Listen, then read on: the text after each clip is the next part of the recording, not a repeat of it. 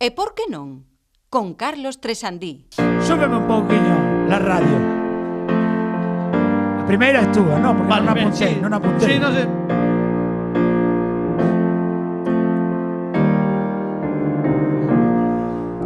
Cando teño fame que te pasas, non vexo mellor opción.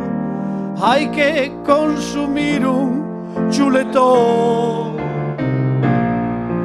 Cando chego tarde a casa e non teño que comer, saco do meu arcón un chuletón. Chuletón, chuletón, chuletón, chuletón. Agarra polo oso, chuletón. Sigo.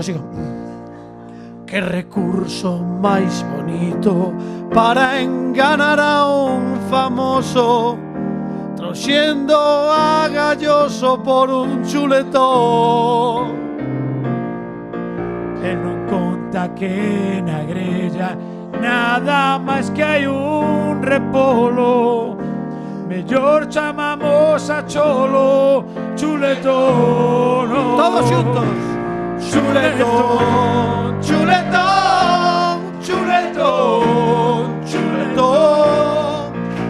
Agarra polo oso, chuletón. Agora ven o puente, non, mira.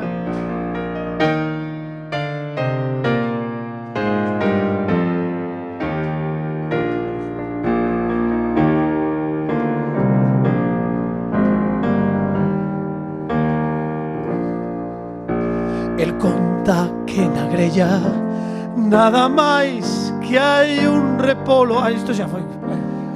Chamamos a cholo chuletón. Último.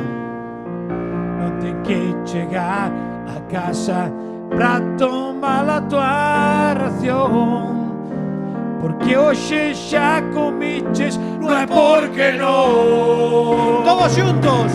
Chuletón, chuletón, chuletón, chuletón. Agarra polo oso, chuletón. Unha vez máis. Chuletón, chuletón.